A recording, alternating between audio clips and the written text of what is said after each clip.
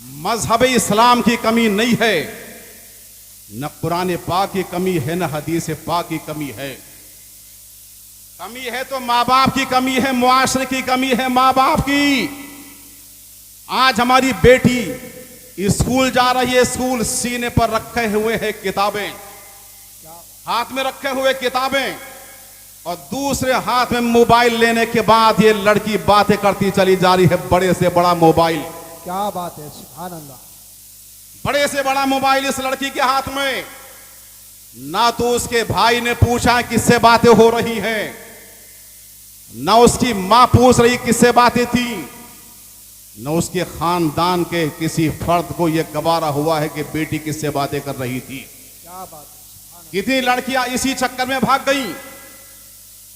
और उसके बाद में मखलूत तालीम, यानी एक बेंच पर बैठकर इधर लड़का बैठा है, इधर लड़की बैठी है, दोनों पढ़ रहे हैं। जब मखलूत तालीम जब आप अपनी बेटियों को दिलाओगे, जरा गौर से, हंसने की जरूरत नहीं है, मुझे देखिए, मुझे एक तरफ करीब में लड़का कांधे से कांधा लगाए बैठा है, दूसरी जानिब लड़की बैठी हुई है, कौन? मुस्लिम। तो मुझे सही बताओ कि रिश्ता कहां तक पहुंचेगा? सही बताओ, रिश्ता कहां तक पहुंचेगा? अब वो लड़की 2-4 दिन के बाद ही अपने उस स्कूल और कॉलेज के तालिब इल्म को अपना दोस्त बनाकर अपने घर लेकर के आती है। अपने बाप और मां से कहती है कि अब्बा जान, ये मेरा दोस्त है, दोस्त, बॉयफ्रेंड है, फ्रेंड। तो अब्बा भी मुस्कुरा रहे हैं, अम्मा भी मुस्कुरा रही है, भाभी भी मुस्कुराई, बहनें मुस्कुराई, मुआशरा मुस्कुराया। और उसके बाद चंद दिन नहीं हुए हैं कि दोनों में गहरी दोस्ती हो गई। उसके बाद ये लड़की अपने घर से फरार हो गई, उसके साथ चली गई जिसको अपना दोस्त बनाकर घर में लेकर के आई थी, उसके साथ चली गई। उसका मजहब उसने इख्तियार किया है, और मजहब इख्तियार करने के बाद में निकाह उसी से हो रहा है। क्या बात है। ये किसकी कमी है? ये किसी की कमी नहीं है, ये तुम्हारे घरों की कमी है। तुम्हारे अंदर जो कमी आई है, ये क्यों आई है? इसलिए कि तुम इस्लाम से तुम दूर होते चले जा रहे हो, कुरान पाक की तालीम से दूर होते चले जा रहे हो, हदीस पाक का तुम्हें पता नहीं है। काश अगर आप ही लोग ईशा की नमाज अदा करने के बाद में अपने बच्चों को बिठाते, अपनी बेटियों को बिठाते, अपने बच्चों को बिठाते, उन्हें कलमा सिखाते, वज़ू सिखाते, सजदा करने का शऊर सिखाते, रुकू कैसे होता है ये सिखाते, मोहम्मदुर रसूलुल्लाह की मोहब्बतें सिखाते, हजरत आयशा की रज़ियल्लाहु ताला अन्हा उनकी सीरत सिखाते, तो ये बेटी का कदम कभी इधर उधर नहीं बढ़ा सकता था। इसलिए कि हजरत आयशा वो है जो कुरान पाक के तर्ज पर काम कर रही थी, और तुम्हें सबसे बड़ी जो मुफ्ती थी वो हजरत आयशा सिद्दीक़ा की ज़ात मौजूद। क्या बात है, बहुत अच्छे, बहुत अच्छे हजरत।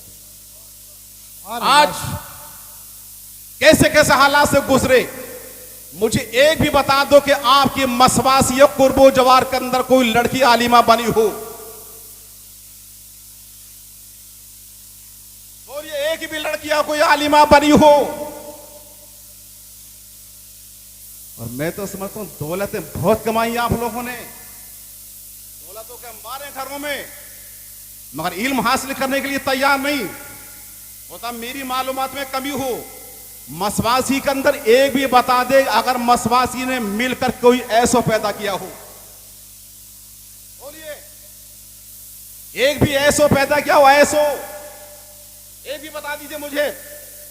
दौलतें बहुत हैं, हम समझते हैं आज के दौर में कि ये जो दिखावा है ये दौलतें नहीं है। दौलतें वो है कि तुम्हारे घर में कुरान की बोली बोली जा रही हो, दौलतें वो है तुम्हारी बेटी चले तो पर्दे के साथ चले, दौलतें ये है कि तुम्हारी बेटी बोले तो ला इलाहा इल्लल्लाह मुहम्मदुर रसूलुल्लाह बोले, कि तुम्हारा बच्चा चले तो मुस्तफा जाने रहमत पे लाखों सलाम पढ़ता हुआ निकले, जब रात को सो तो सल्ले अला मोहम्मद कहकर ये सो जाए, और सुबह को उठे तो ला इलाहा इल्लल्लाह मुहम्मदुर रसूलुल्लाह कहकर अपनी रात गुजार ले, सुबह को जागे। ये हालात इंशाल्लाह होंगे तो अल्लाह की कसम ये है तुम्हारे रात के उजाले भी तुम्हारे लिए है और दिन के उजाले भी तुम्हारी जिंदगी के लिए होंगे। क्या बात है, नारे तकबीर, अरे यार हक तो अदा कर दे, इतनी मेहनत कर रहे हैं तो जवाब भी मैं ही दे दूं।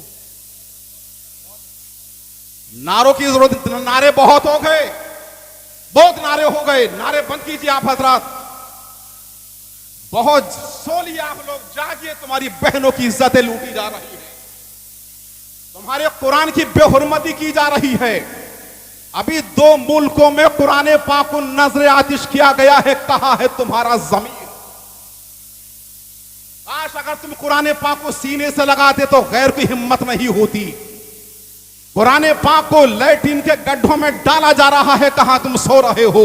तुम्हारी मां के दुपट्टे खींचे जा रहे हैं, तुम्हारी बहन के दुपट्टे खींचे जा रहे हैं, मगर हमारी बहन को शऊर नहीं है। शादी ब्याह के मौके से अगर इसकी उर्यानियत अगर देखना चाहते हो, इस लड़की का नंगापन देखना चाहते हो, तो शादी ब्याह में देख लो। सर पर दुपट्टा नहीं होगा, सर पर अच्छे लिबास नहीं होगा, लिबास होते हुए नंगी दिखाई दे रही होगी। इंसानों की लानत अलग है, फरिश्तों की लानत अलग है, रसूलों की लानत अलग है। ए मेरी बेटी, मैं तुझसे अर्ज कर रहा हूं, अपनी जन्नत तो बनाना चाहती है, अपनी कब्रों को भी जन्नत बनाना चाहती है, तो पर्दे में आ जा। जिस दिन तू पर्दे में आ गई तो इस्लाम की इज्जत रह जाएगी, जिस दिन तू पर्दे में आ गई तो कसम अल्लाह की तेरे खानदान की इज्जत रह जाएगी। क्या बात है, बहुत अच्छे, सुभान अल्लाह।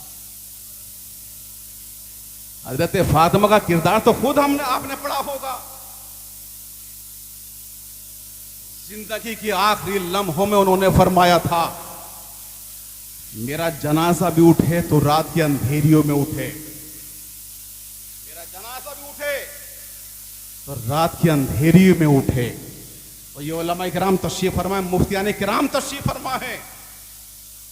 कसम अल्लाह की आप अपनी जिम्मेदारी संभाल लें, अपने बच्चों को सही कर लें। तरबियत औलाद जिस दिन आपके घर में होगी तो सब कुछ हो जाएगा। मैं जामिया रज़विया की स्टेज से ये जिम्मेदारी के साथ कह रहा हूं और ये पैगाम दे रहा हूं, शादी ब्याह को जरा हल्का कर लो, हल्का, शादी ब्याह को हल्का कर लो। ये जो 3-3 हजार लोगों का खाना और खड़े होकर खाना, खाने की बेहुरमती करना, लोंडों का नाचना और खुद लड़कियों का नाचना। आप लोग, मैं आपसे पूछ रहा हूं, बोलो निकाह सुन्नत रसूल है या नहीं? बोलो, नहीं बोल रहे आप लोग? सुन्नत रसूल है या नहीं? सुन्नत रसूल है तो सुन्नत रसूल का नाच कर अदा होगा, सही बताओ। सुन्नतों के नाच कर अदा करोगे, नाच के अपनी लड़कियों को नचाओगे, क्या शराब पीकर अदा करोगे? तकलीफ भारी पड़ रही है आप लोगों पर। बुरा तो मुझे जरूर कहोगे, सुबह को मौलाना हनीफ आए थे, वो आपको बुरा भला कह के गए हैं, मगर आज के दौर में मैं आपसे कर रहा हूं कि सुन्नत रसूल है। मियां अल्लामा अकीका कर रहा है तो तब नाच रहा है, और एक जगह मैंने देखा कि लड़के की बारात चढ़ रही है तो अब्बा अलग नाच रहा है, और उधर आगे बढ़ गए तो उसकी बहनें और माँ बेटी अलग नाच रही है। ए बेटी, तुझे अल्लाह ने नाचने के लिए पैदा नहीं किया है। ए मेरी लखते जिगर, तुझे अल्लाह ने नाचने के लिए पैदा नहीं किया है। ए नौजवान, तुझको अल्लाह ने नाचने कूदने के लिए पैदा नहीं किया है। मैं तो समझता हूं जैसी दौलत है वैसी जगह पर वो खर्च हो जाती। आप इस मिल्लत अलैहि रहमा मुबारकपुर की सरजमीन से फरमाया करते थे, जमीन के ऊपर काम, जमीन के नीचे आराम। इशारा समझ गए जमीन के नीचे का? अरे समझ गए नीचे का इशारा? जमीन के ऊपर काम, जमीन के नीचे आराम। आप इत्तेफाक करो, जमीन के ऊपर, जमीन के नीचे तुम्हें आराम मिलेगा। जमीन के ऊपर पढ़ोगे कुरान, जमीन के नीचे तुम्हें मिलेगा आराम। जमीन के ऊपर पढ़ोगे नमाज, अंदर जाने के बाद में तुम्हें मिलेगा आराम। तो कम से कम करके तो देख लो। अब आपको मैं मशवरा दे रहा हूं उन माँ बाप को जिनकी जवान बेटियां स्कूलों कॉलेज में पढ़ रही हैं। मैं इसका बड़े बड़े मोबाइल का मैं थोड़ा सा मुखालिफ नहीं हूँ। उसकी वजह ये हो सकती है कि बड़े मोबाइल रखने के नेट के जरिए हो सकता किसी सवाल को हल कर रही हूँ, किसी सवाल को हल कर रही हूं। मगर एक मशवरा यह कि रात को जब लेटें तो माँ बाप को चाहिए कि अपनी बेटियों के मोबाइल अपने पास जब्त कर लें। मेरा मशवरा है कि रात को माँ बाप अपनी बेटियों के मोबाइल को जब्त करके अपने पास रख लें। ना रहेगा बांस, ना बजेगी बांसुरी, आपका ना कोई स्कूल, अपना स्कूल, अपना जिसको कह रहा हूं अपना, और जब अपना स्कूल होता, आपने दौलतें कमाई है, स्कूल की जानिब देखिए, आप जब कर्नाटक वगैरह में जाइए, वहां लड़कियों के दाखिले में पाबंदी है, बुर्का ओढ़ के जा रही है लड़की, तो उसके बाद पाबंदी है। अभी मुरादाबाद में मसला छिड़ा था कि वहां पर पाबंदी लगाई जा रही है। तुम्हारा चूंकि अपना स्कूल नहीं है, मुसलमानों तुम्हारा अपना स्कूल होता जिसमें दीनी तालीम भी होती, जिसके अंदर सारे हालात अच्छे होते, लड़की पर्दे के साथ जाती, पर्दादार ही पढ़ाने वाली होती, अच्छी नमाज भी सिखाई जाती, इंग्लिश मीडियम होती, सब कुछ होता, तो इंशाल्लाह तुम्हारी बेटी को कहीं भी परेशानी नहीं होती। मगर दूसरे को तुम मातहत बन गए, मदरसों के अंदर भी तुम मातहत बन गए। और अब तो आलम यह है कि मदरसे बास कमेटी, मैं तो यहाँ की बात नहीं कर रहा हूँ, मैं आम बात कर रहा हूँ, कमेटी वाले अपनी तरफ इसको इशारा ना समझे। अक्सर ऐसा होता, मस्जिदों की कमेटियां, मदरसों की कमेटियां, उन्हें ये पता नहीं है कि सजदे का शऊर क्या है, कुरान पाक पढ़ा कैसे जाता है और इमाम पर चलाता है। और हमारे यहाँ भी आलमी हो चुका है, अगर जोहर की नमाज में इमाम अगर इस्तीफा दे दे तो असर में 5 इमाम मौजूद है, 5। क्या बात है, सुभान अल्लाह। 5 इमाम मौजूद हैं। तो ये जो जाहिल किस्म के लोग हैं, जाहिल किस्म के, वो इमामों के बोलेंगे अजान तुम पढ़ दो, तकबीर तुम पढ़ दो, कैसे पढ़ते हो जरा तुम्हारी आवाज चेक कर लें। मैं एक जगह तो ऐसा हुआ कि वो इमाम साहब को रखा गया, तो वो अपने घर को चले आते, उनसे अजान पढ़वाते हैं, तो घर की लोंडियों से, औरतों से पूछा जाता है आवाज कैसी है, जरा देखिए, जरा आवाज जरा कैसी है।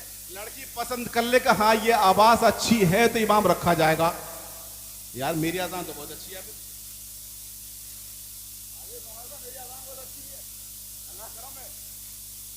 हय्या अला सलाह,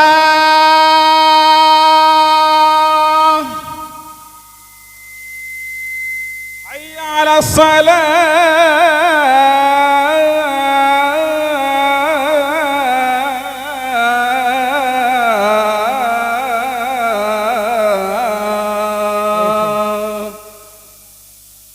सुभान अल्लाह, सुभान अल्लाह, ना बोल रहे, सुभान अल्लाह।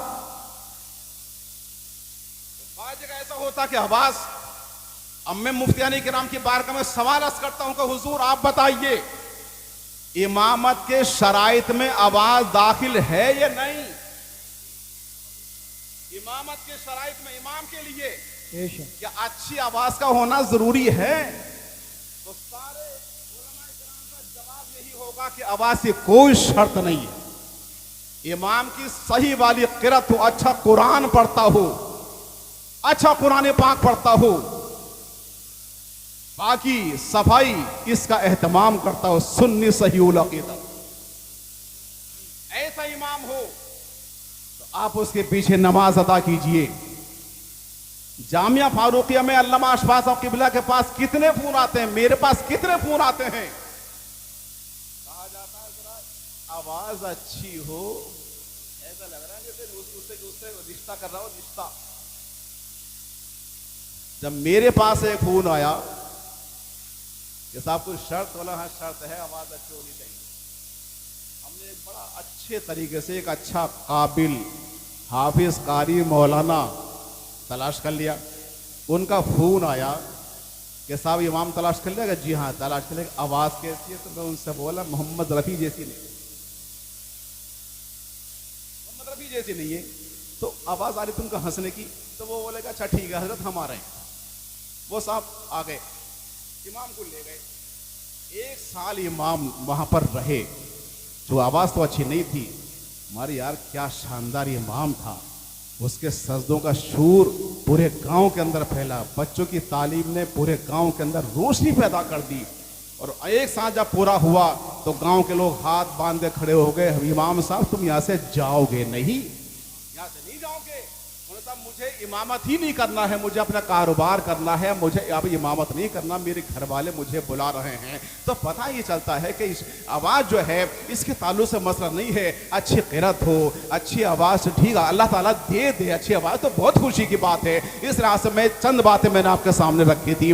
शादी ब्याह में खर्चा कम कीजिए, अपनी बच्चियों को पर्दे में रखिए, और बच्चों को दीनी तालीम के साथ साथ दुनियावी तालीम भी आप दिलाइए। आप अगर आगे बढ़ना चाहते हो, मैं एक लफ्ज़ बता रहा हूं यहाँ पर कि गैरों के एतबार से बहुत दिनों पहले एक अखबार में मैंने पढ़ा था, ये एडवाणी जी जो हैं इन्होंने कहा था उस टाइम पर, मुसलमान अगर आगे बढ़ना चाहते हैं तो उन्हें